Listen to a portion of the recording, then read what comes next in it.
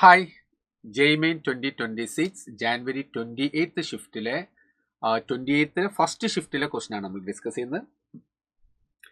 Yes, it's A question from electronics combined with the current electricity. Assuming in forward bias condition, there is a voltage drop of 0.7 volt across a silicon diode. Yes, that's true. Okay, the current through diode D1 in the circuit.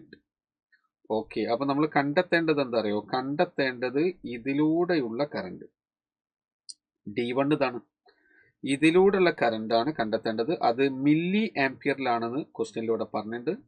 Milli ആംപിയറിൽ. അപ്പൊ milli ആംപിയറിലാക്കിയിട്ടാണ്. All diodes are given. Okay, identical diodes ഉള്ളത്. അപ്പൊ D1 here, D2 here, D3 here. Okay, ഇവിടെ നമുക്ക് positive terminal of the battery. ഇവിടെ positive, ഇത് forward bias ആണ്. ഇത് നെഗറ്റീവ് ആണ്. അപ്പോൾ ഇത് നെഗറ്റീവ് റിവേഴ്സ് ബയാസ്ഡ് ആണ്.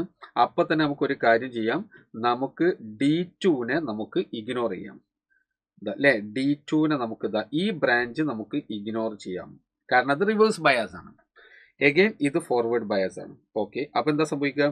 അപ്പോൾ സംഭവിക്കുന്നത്, ഇവിടെ എത്തിയ കറണ്ടിന്റെ മുമ്പിൽ രണ്ട് വഴികളുണ്ട്. ഒന്ന് ഇതാണ്.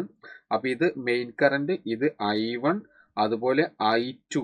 ഓക്കെ, അപ്പൊ രണ്ട് പാത്തിലും ഒരേപോലത്തെ രണ്ട് പാത്താണുള്ളത്. അപ്പോൾ കറണ്ട് എന്തായാലും ഇവിടെ നിന്ന് സ്പ്ലിറ്റ് ആവും. ഓക്കെ, എന്നിട്ട് വീണ്ടും I കറണ്ട് ആയിട്ട് തിരിച്ച് സെല്ലിലേക്ക് കയറും. ഓക്കെ, അപ്പോൾ ഇനി നമുക്ക് വേണ്ടത്, അപ്പോൾ നമ്മളോട് ചോദിച്ചത് ഇതിലൂടെ പോണ കറണ്ടാണ് നമുക്ക് വേണ്ടത്. ഇതിലൂടെ പോണ കറണ്ട്. അപ്പൊ ടോട്ടൽ കറണ്ട്, കാരണം ഇതിന് റെസിസ്റ്റൻസ് നമ്മൾ പരിഗണിക്കേണ്ടതില്ല. പിന്നെ ഒരു കാര്യമുണ്ട്, 12 വോൾട്ട് ഉണ്ടെങ്കിൽ ആ 12 വോൾട്ടിലെ 0.7 വോൾട്ട് ഇവിടെ ഡ്രോപ്പ് ആവും. 0.7 വോൾട്ട് ഡ്രോപ്പ് ആവും. ഓക്കെ, ഇവിടെയും 0.7, കാരണം രണ്ടും പാരലലും ആണ്. Okay, therefore what I can write is that total current I കണ്ടെത്താം. Total current I is equal to total voltage.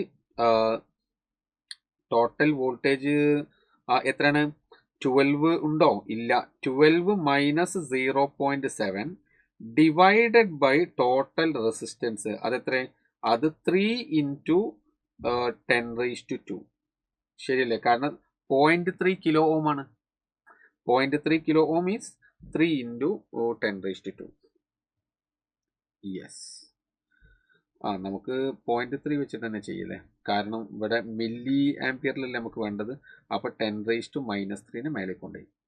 Yes, this is equal to 11.3 divided by നമുക്ക് എന്ത് കൊടുക്കാം? 113 ഡിവൈഡഡ് ബൈ 3 ഇൻറ്റു 10⁻³ ആംപിയർ, അല്ലെങ്കിൽ അത്രയും മില്ലി ആംപിയർ കൊടുക്കാം. Milli ampere. Okay, പക്ഷെ ഇത് main കറണ്ടാ. അതിന്റെ പകുതി ഇതിലൂടെ പോവും, പകുതി ഇതിലൂടെ പോവും. ശരിയല്ലേ? അപ്പൊ നമുക്ക് therefore now I1 is equal to I1 എന്ന് പറഞ്ഞാൽ ഇതിന്റെ 50%. 113 divided by 6 milli ampere. 6 milli ampere.